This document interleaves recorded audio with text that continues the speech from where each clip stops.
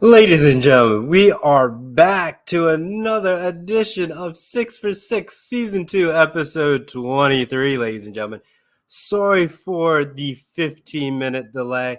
As you know, sometimes technical difficulties happen a lot on this network, and I had to restart my computer right before the broadcast started, so that put a little delay on making this live stream.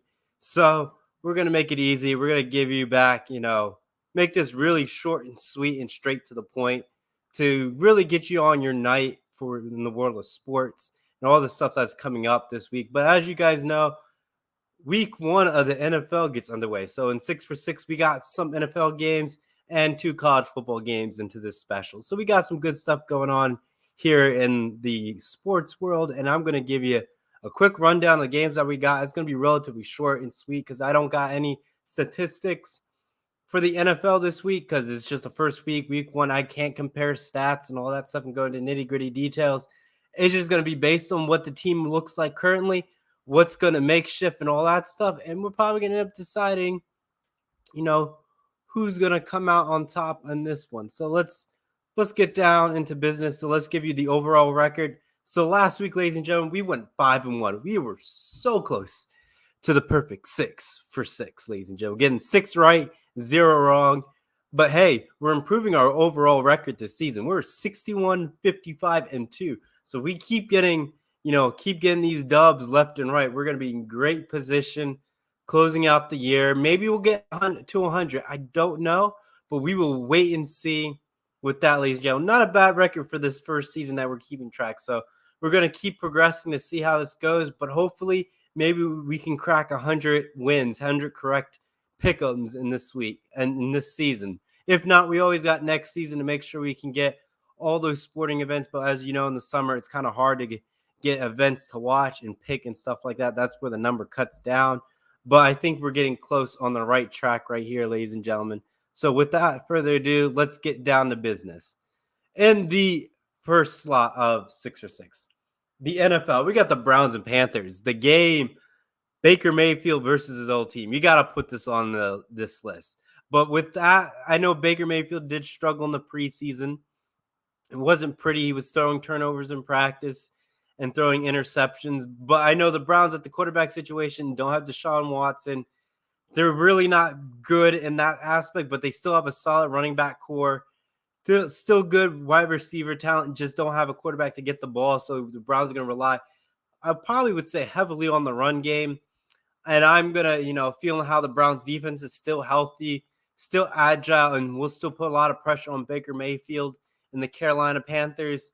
I think the Browns will take care of business in this one. I don't think, Baker Mayfield may find a way to, make swifty plays, but I think just the Browns defense will keep him at bay. And I can give you the percentage of what ESPN thinks, and I'm in the same boat with ESPN. They have the Browns with a almost 63% chance of winning this game. I kind of agree with the ESPN on this one. But you can catch the Browns and Panthers, ladies and gentlemen, Sunday, September 11th, 1 p.m. Eastern, 10 a.m. Pacific time on CBS. Next up, ladies and gentlemen, we go into the 5th slot. We got another quarterback hopping over to another land. The Denver Broncos and Russell Wilson facing his former team, the Seattle Seahawks. It's Monday Night Football. Ladies and gentlemen, Monday Night Football will be back this Monday, September 12th, 8:15 p.m. Eastern, 5:15 p.m. Pacific time on ESPN, ABC. Like I said, ladies and gentlemen, we have no stats to see how Russell Wilson's going to work with this team besides preseason and preseasons with backups and all that stuff. So those numbers, in my opinion, are really not truly defined on how a team's going to perform all 4 quarters. You may get a half or a series, but those numbers are just not the same for the entire game. But I'm going to have to agree. Russell Wilson is probably going to be in the better situation with the Broncos. be able to get the ball around to those key wide receivers and running backs that the Broncos have. And the Broncos defense is solid. But if you look at Seattle, the quarterback situation is not the best right now. And I don't think it's going to be too great either. So I just think it's a no-brainer to go with the Broncos and selecting this one. Even ESPN, I would say, ladies and gentlemen, has it going to the Broncos with a 57% chance of victory. I'm going to have to agree with that as well. Next up, ladies and gentlemen, we have some college football in the fourth slot. In the fourth slot, we have the Iowa State Cyclones versus the Iowa Hawkeyes.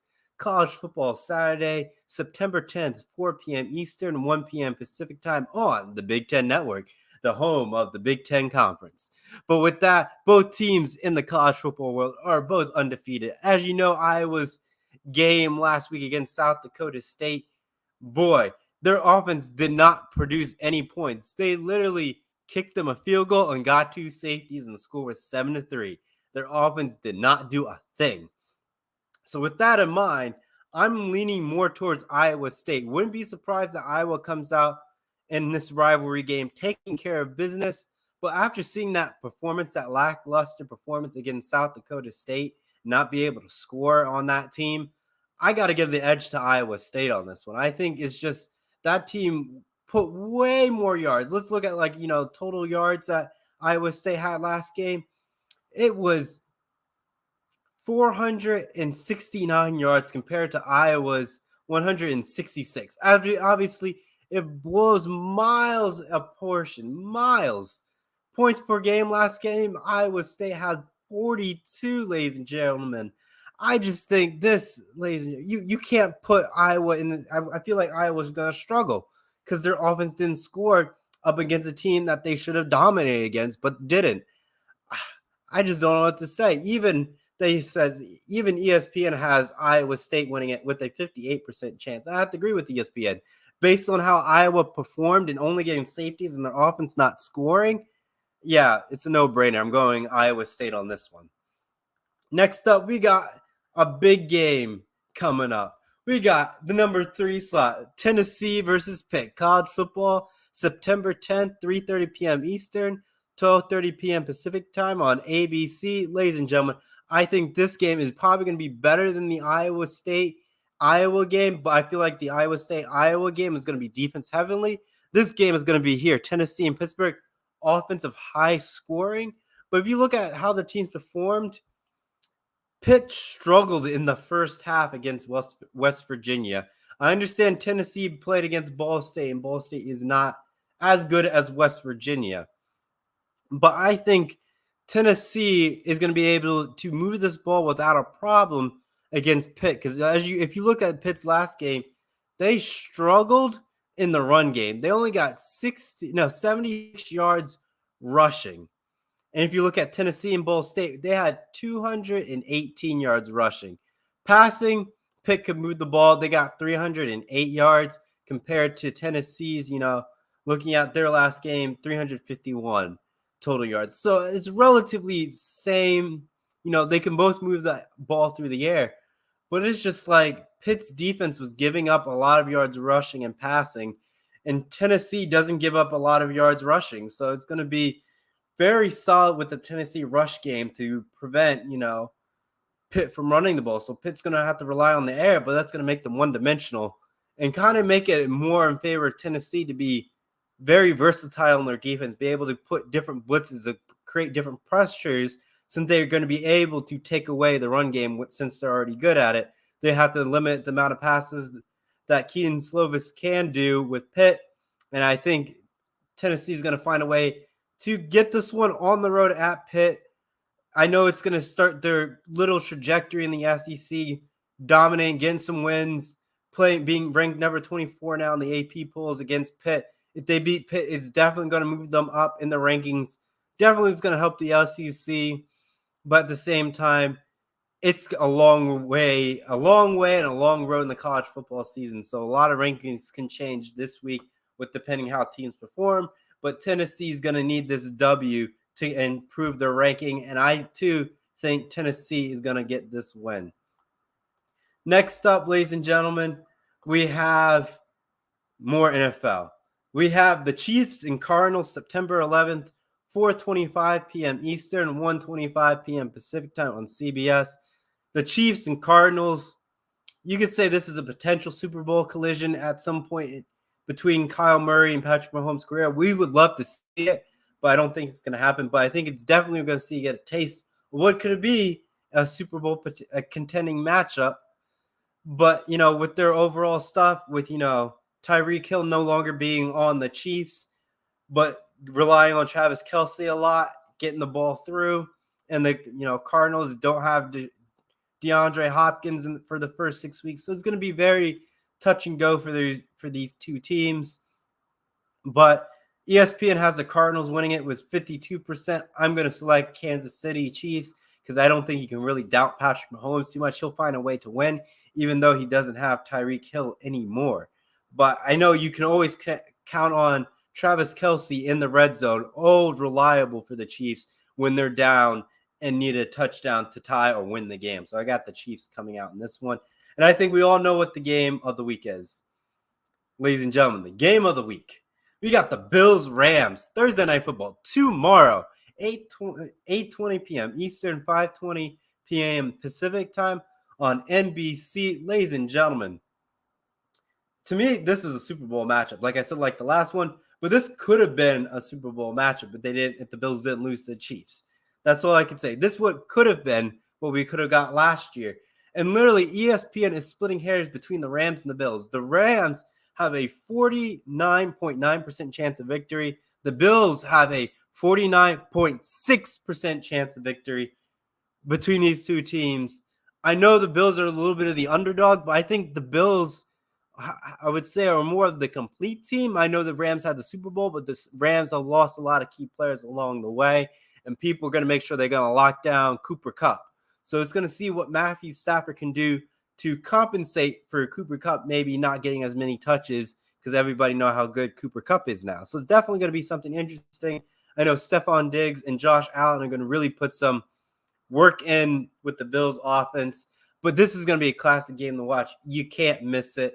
I have the Bills winning it out in this one, ladies and gentlemen. So, quick recap before I close out tonight's program.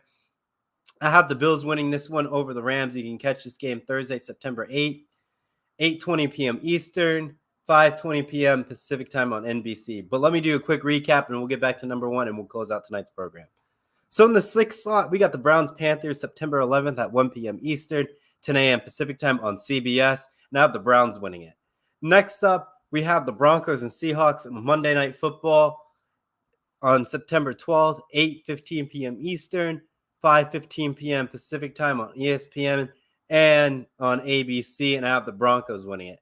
Next up, we got some college football action. We got the Iowa State Cyclones versus the Iowa Hawkeyes college football Saturday, September 10th, 4 p.m. Eastern, 1 p.m. Pacific time on the Big Ten Network, and I have Iowa State winning it.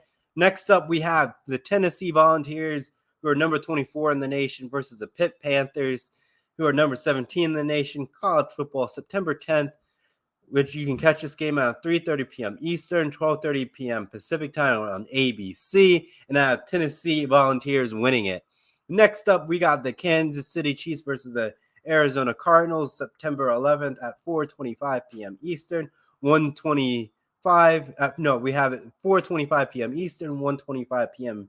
Pacific time on CBS, and I have the Chiefs winning it. And like I said earlier, ladies and gentlemen, the game that capped us off tonight for tomorrow is the Bills and Rams Thursday Night Football, September 8th at 8:20 p.m. Eastern, 5:20 p.m. Pacific time on NBC. And with that, ladies and gentlemen, we conclude tonight's program. We'll remind you our overall record and all that stuff. And our overall record for last week, we have our overall record is 5-1, which we did fantastic. Hopefully this week we get the perfect 6 for 6, and that'll be a tremendous for our program record. We did one pick 'em where we got 4-0. Hopefully we can get the extra 2 and become 6-0 and continue improving our overall record this season of 61, 55, and 2. Like I said, for those who are tuning in, rewatch this broadcast. We're going to, you can catch it on YouTube, rewind it on Facebook, or even on Twitch after this is done to support it and love it And it's also going to be put on Anchor shortly after this broadcast concludes, so you can listen to it on Spotify, so you don't have to be watching the live stream and seeing my face if you just want to listen to the audio as I break down certain things about it. But with that, ladies and gentlemen, thank you so much for supporting tonight's program, and we'll all catch you next time in next week's episode of 6 for 6. We'll catch you all for next time. So long for now. Bye-bye.